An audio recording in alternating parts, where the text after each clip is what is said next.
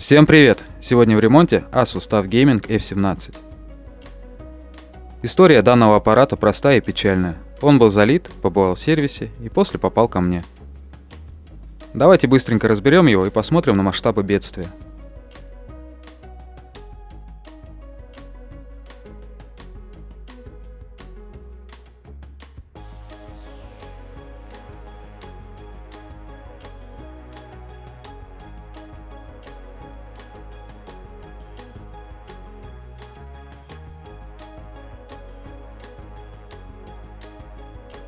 Со стороны видеочипа и процессора следов залития нет.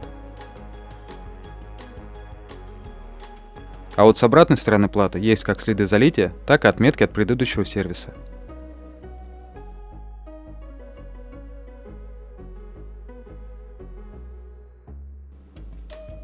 Давайте перейдем под микроскоп и посмотрим, что это и для чего. 430 кОм, видимо, ребята из прошлого сервиса пометили какой-то резистор. Буду искать его. Есть еще точки, они показывают место залития. Огромный респект мастеру, не каждый оставит подобные метки.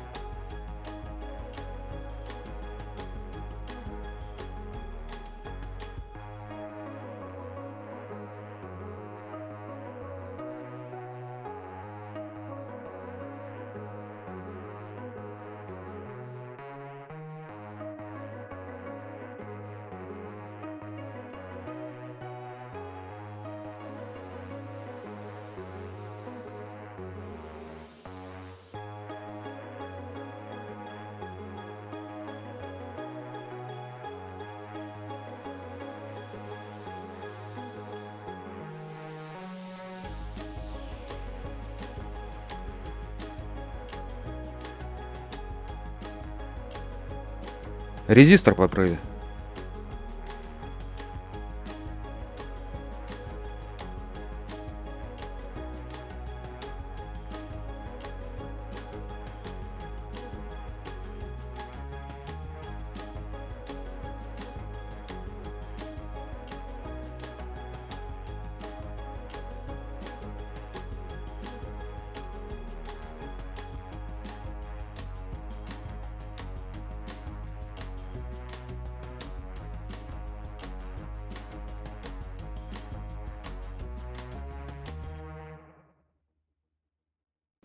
Видимо, это и есть тот самый резистор на 430 кОм.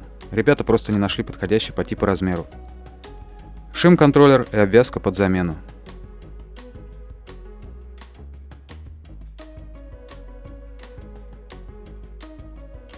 Два гнилых резистора под замену.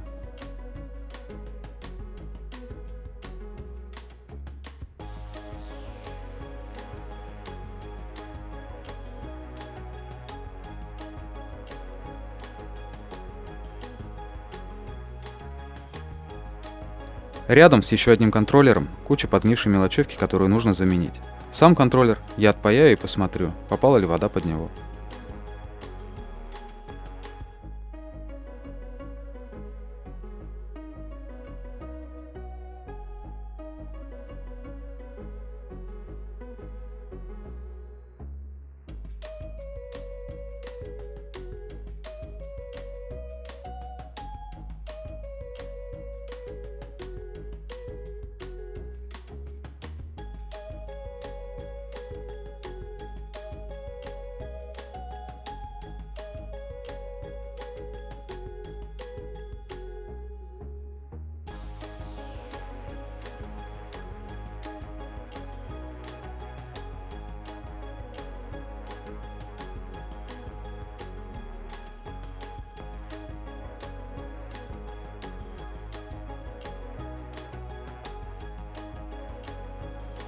Есть сейчас схема на данный участок платы. Отпаяю шим-контроллер, мелочевки рядом с ним и транзисторы, чтобы замерить сопротивление по питанию процессора. С большой вероятностью процессор умер, но всякое бывает.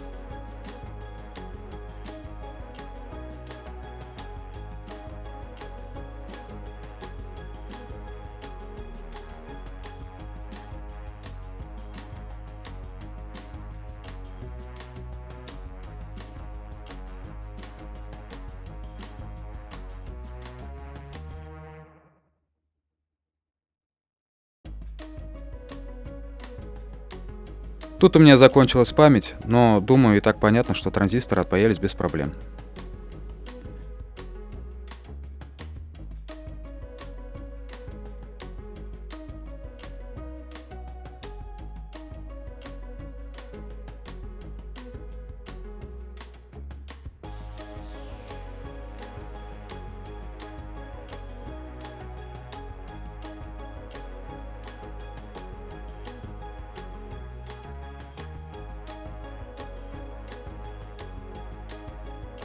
Увы, сопротивление очень низкое. Согласовал с клиентом замену его i5-12500H на i9-12900HK. Ну а пока идет процессор, нужно восстановить все, что сгорело и отгнило.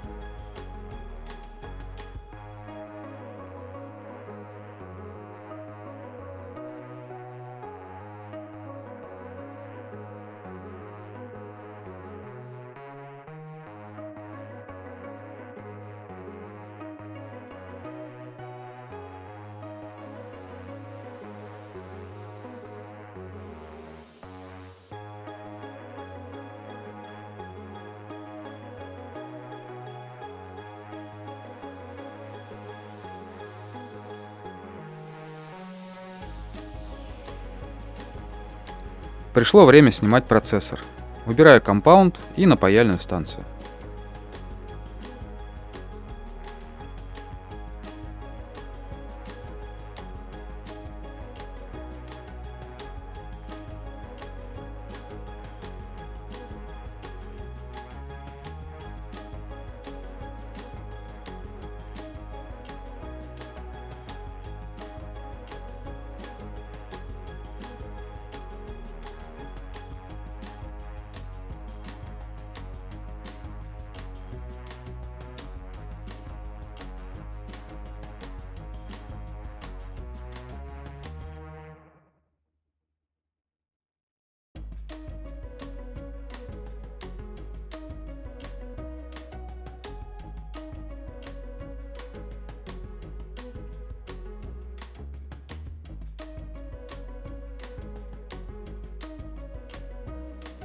Замер без процессора.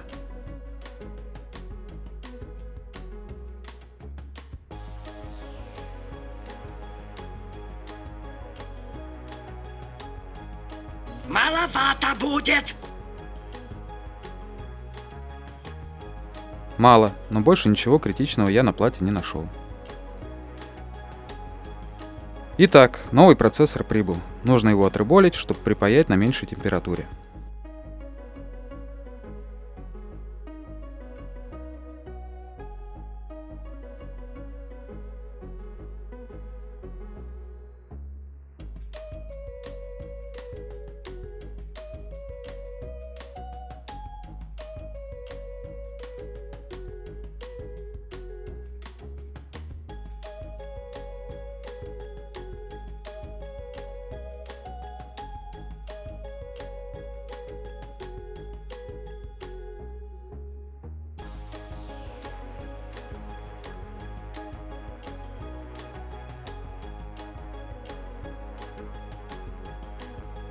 По краям процессора есть специальные медные шарики, которые не дают ему изогнуться во время пайки.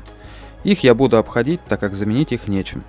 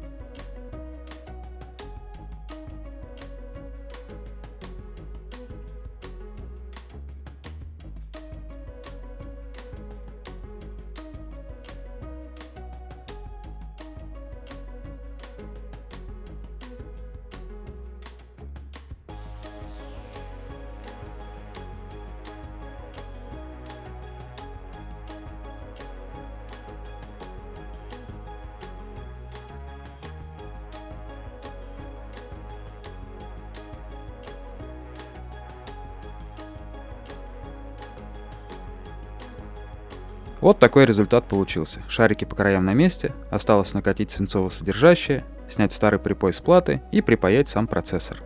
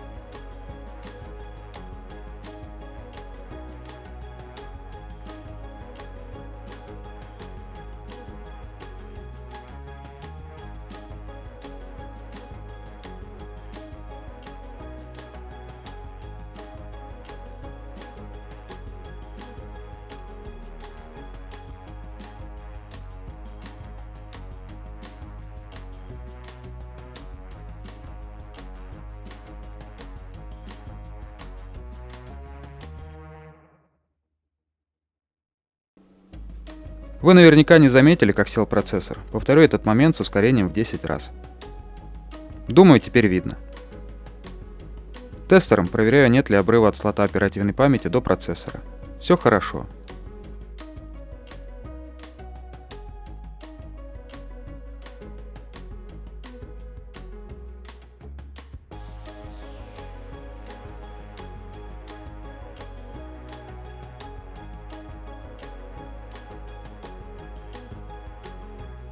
Перевернув плату, я заметил серый налет в этом месте. В самом начале там была метка о залитии от предыдущего мастера. Снова идем под микроскоп и повторяем процедуру замены сгоревших и гнилых элементов.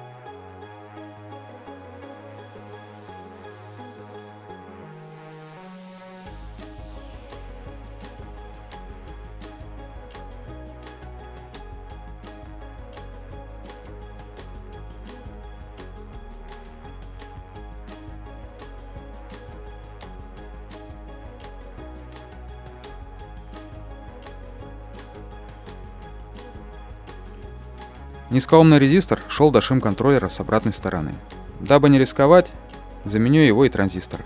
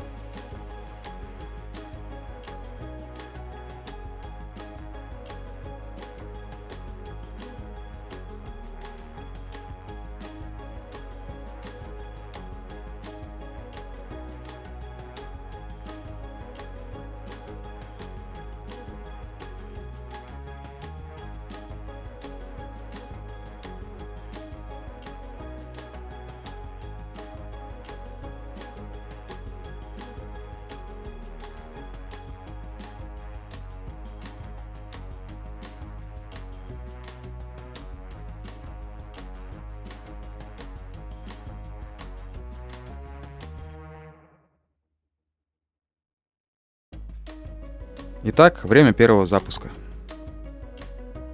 В USB вставляю тестер инициализации. Вставляю уже другой тестер разъем памяти.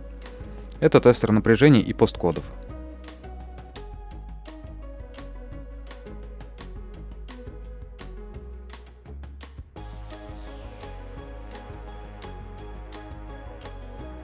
ME регион я почистил за кадром.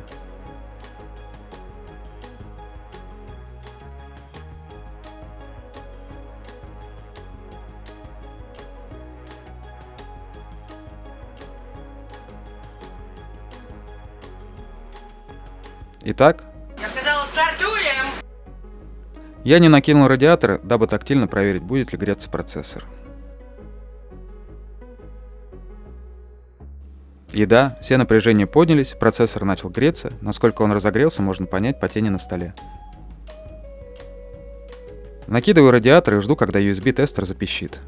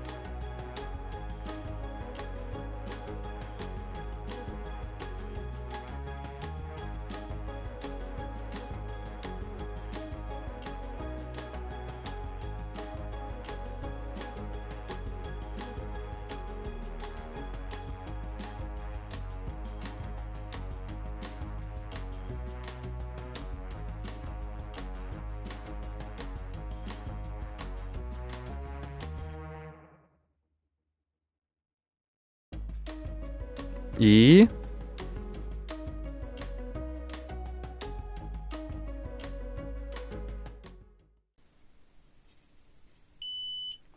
Есть, тестер прозвонил. Ребята, есть. Тестер радостно прозвонил, я радостно прокричал.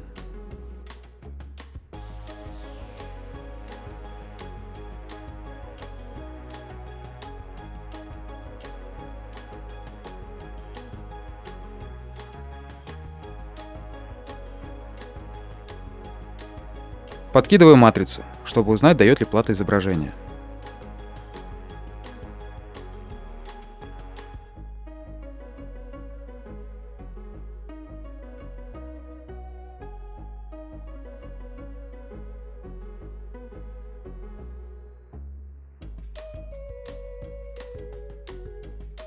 Изображение есть.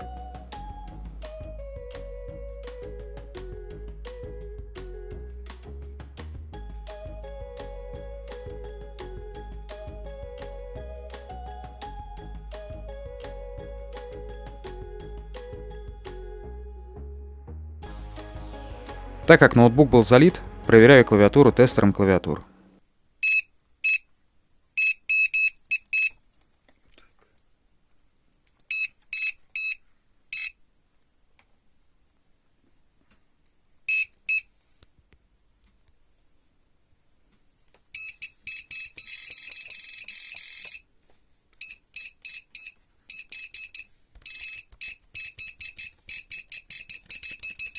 Ну да. Все работают. Сейчас что-то проверю. Без камеры неудобно держать. Наношу термопасту с фазовым переходом, жидкие термопрокладки от Вихонда, собираю и оставляю на тесты.